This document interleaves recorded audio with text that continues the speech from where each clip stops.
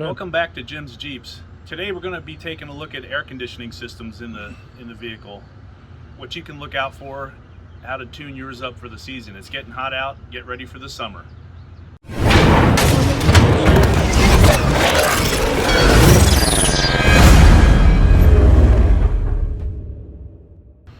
So one of the first things you're going to need is a manifold gauge set. Don't go to the auto parts store and get one of those cans with the one gauge, one hose, low side connection on it. You want to get a manifold gauge set. Borrow one from somebody, go to eBay, look around. They're not that expensive. Cost you somewhere between $50 and $100 for a really good one. But by the time you use this thing 3 or 4 times, maybe on other cars you have, because what we're going to discuss today actually applies to other vehicles as well, you'll get your money back real quick and you'll know the job was done right. So get yourself a manifold gauge set. Harbor Freight has them. I think they're around 45 bucks and they work just fine. So what you have here is a high side and a low side for your AC system. And I'm not going to get into AC principles and how the AC system actually works, but there is a high side and a low side. There's a vapor side, which is the blue line, and a high side, which is the liquid line. That's not important, vapor or liquid. You can look up on YouTube on how an AC system works and things like that. But what we're going to check today are the service specifications based on the gauge values for your particular vehicle. And you can only hook these connectors up one way. The red side's the high side, so we'll find that. On this TJ, it happens to be right on top of the compressor. And it'll go right on there.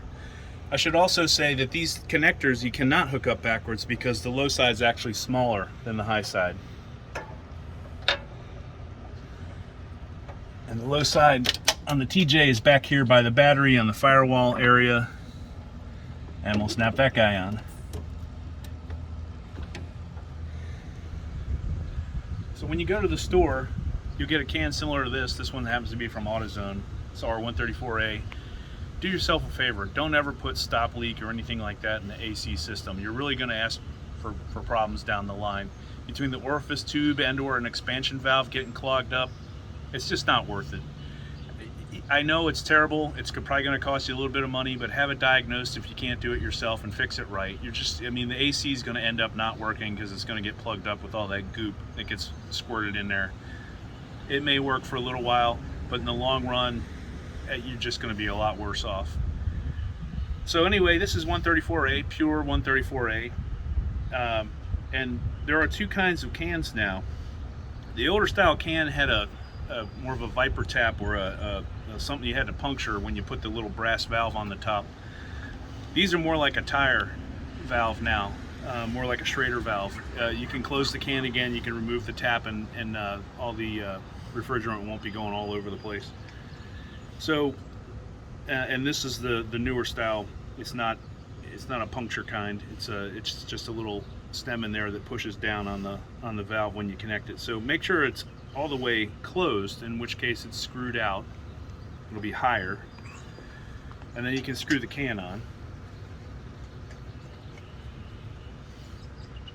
Just make it snug. You don't have to go Gorilla on it, and then you can open the can up, and you'll hear it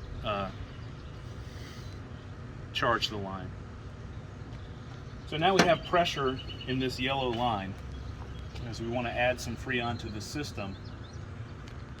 You want to burp the lines, and the way to do that is on the center charging line there is a Schrader valve under this little cap, and simply take a screwdriver,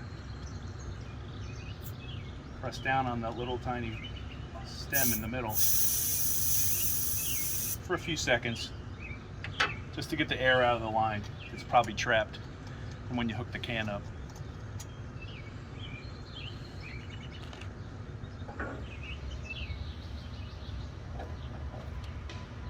All the hoses clear there? Yeah.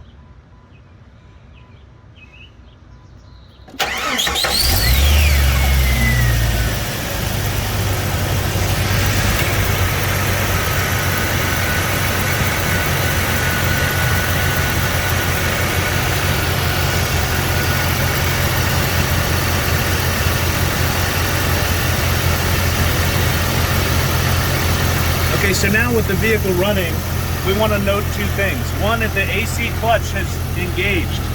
The center part of this pulley here on the compressor is turning. And that tells me that the compressor is actually spinning. So the clutch right here in the front of the compressor is functioning as it should. Once the pressure in the system is built up, the high pressure switch, which is right here, will turn off that clutch so that we're not going to overpressurize the system. That's important as well. If you get wicked high readings over here and your clutch never turns off, you may have a clutch or a high pressure switch issue, and you want to handle that before you would even try and recharge the system or find out what else is going on. But this one's still pressurizing. The low side here is around 30 right now. It's actually probably a little bit low. It should be around 35 or 40. I'll post the specifications for a Jeep TJ in the description below.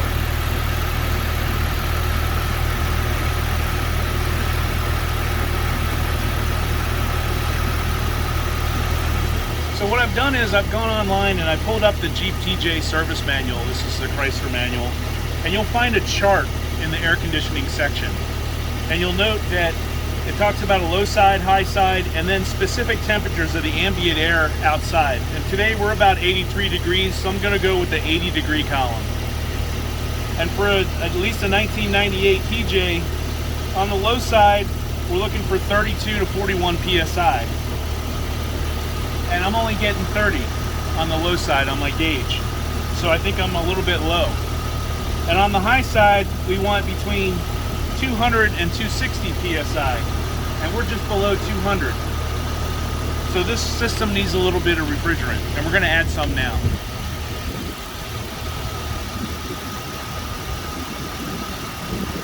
So we've already attached the can, it's open. I broke the line at the Schrader valve at the manifold. Now we're going to open up the low side. You only want to charge vapor. You can do the liquid side too.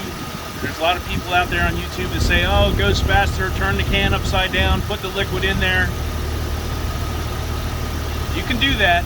I wouldn't recommend doing that because you could very easily lock up your compressor by putting too much liquid in all at once, and then bad things happen. It's just not worth it.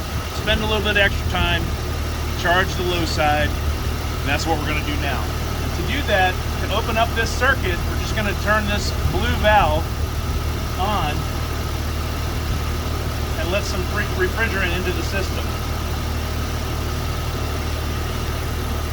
What you'll notice is this can's going to start getting cold as the refrigerant expands and then comes down through the yellow line.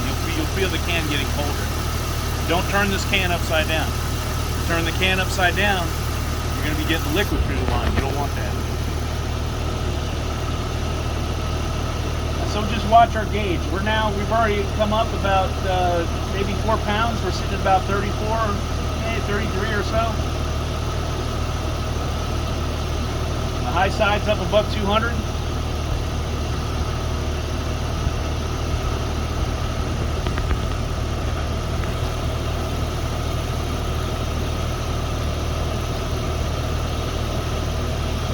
It does take a little while. It's not immediate. It's not even as fast as filling a car tire with air.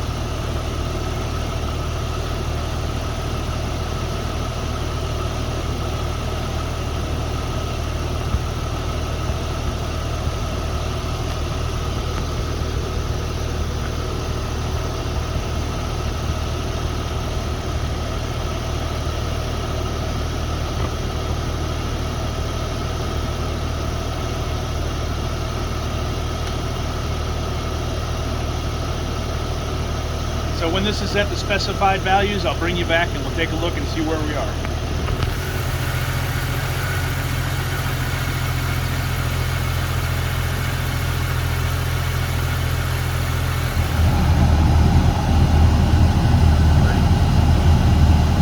And so another easy way to check the values to make sure you have enough charge in your system is to check the vent in the center console here. I'm using a thermal camera device to measure it. I'm getting 33.9 degrees Fahrenheit. And according to the book, at the 80-degree column, we should be getting 33 to 44 degrees Fahrenheit. So we're right on the money. Okay, so when you're done, you can just go ahead and disconnect everything. First, we'll turn off the refrigerant. You can unscrew it. There's still some in there. You've got both of these closed. Another side note, don't open the high side. Bad things will happen. You can charge from the high side. I don't ever recommend doing that. It's obviously a much higher pressure. I mean, we're sitting around 200 and 225 pounds right now, and that's a lot of PSI to mess with. It's not worth it.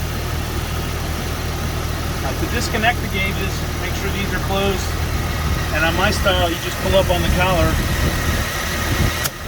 and they'll pop right on.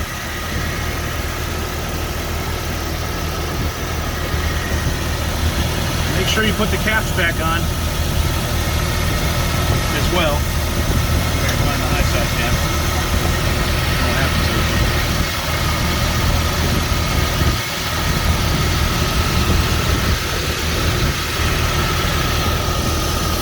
On the caps, you want to make sure that there's a sealing. It's kind of like an O-ring or a gasket on the inside. It's really a backstop to the Schrader valve that's in the system. It's in the charging port itself. Just snug those back on real tight. Keeps dirt and dust and everything out. You don't want that stuff getting in your AC system. Certainly on a four-wheel drive vehicle that'll have dirt and mud and everything splashing around. So we've disconnected our lines. We are good to go. Should be a nice cool summer. At least I hope so. Thanks for joining Jim's Jeeps today. We'll see you on the next video.